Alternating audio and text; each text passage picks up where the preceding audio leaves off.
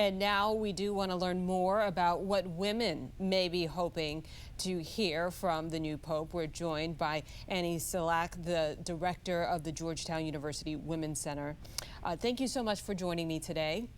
It's great to be with you. What a day. What a day indeed. Tell me your initial reaction to the big announcement today. I did not think a pope from the United States was possible. But one of the interesting things here is that many people consider him more of a Latin American pope due to all his time in Peru than a North American pope. So that's an interesting, he might broaden our sense of the Americas. Now, there was, of course, there are a lot of big issues facing the Pope as he takes on this new role. What direction do you think he will go in when it comes to expanding the role of women in the church?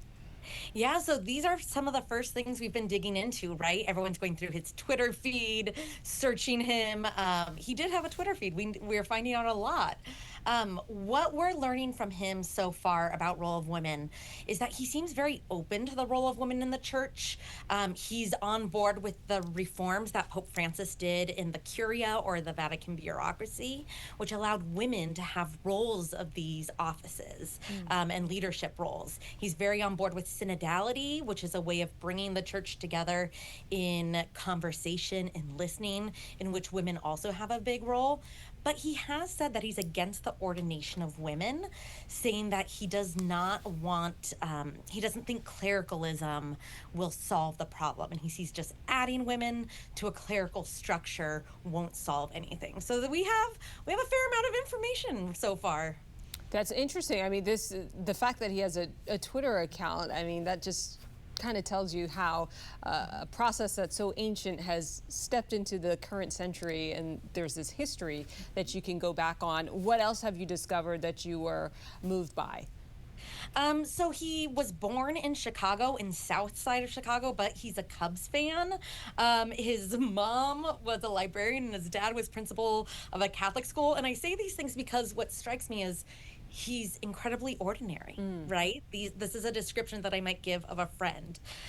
Something else that is really standing out to me is when he came out on the balcony, the Loggia of Blessings, he prayed the Hail Mary, which is not a traditional first prayer. And then at the end, after switching between Spanish and Italian, he was choking back tears. So this strikes me as a person who is very aware of the gravity of the role that he is taking on, and will likely be approaching it differently than Francis. He's not as gregarious as Francis. He's a little quieter, more reserved, but I think really will connect with people. I also thought it was interesting that he didn't speak English first.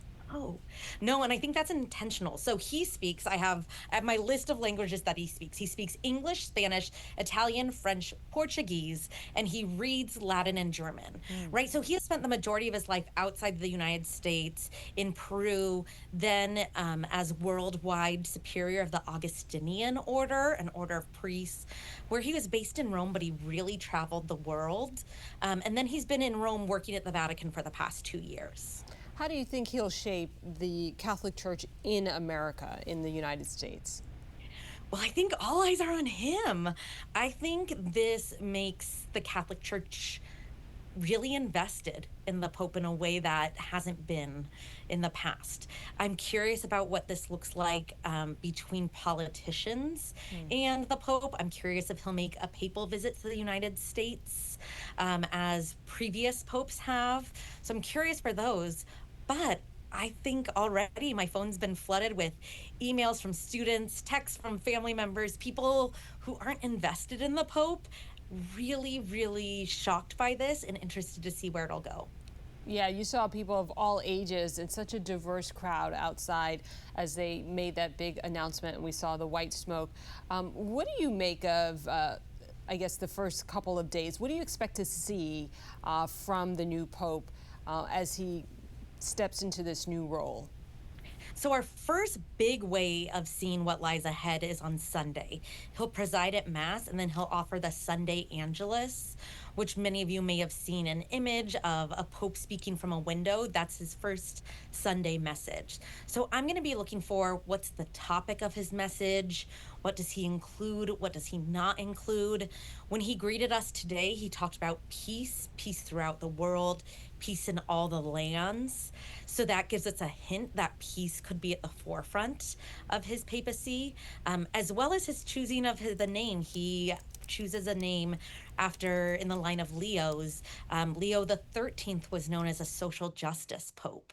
So that also gives us a little bit of a leaning that his direction might be oriented towards social justice. And what about his age, 69 years old? It's younger than I thought it would Yeah. be. That means he has the potential for a really long papacy. So, in about 10 years, I think we'll start asking the question of, will he resign in office like Pope Benedict? Will he die in office like most of the other popes? What does that look like? If he resigns, I think that starts opening up a precedent for more popes to do that. Opinions are split on whether that's good or bad. But I think we should take the next few moments to rest up, since some of us have been up since 3 a.m. watching for the smoke this morning, and enjoy to see what this new papacy brings. Awesome. Annie Selak, thank you so much for joining me with such great enthusiasm. I mean, I was thrilled and excited to watch it, but you just kind of ticked it up a notch.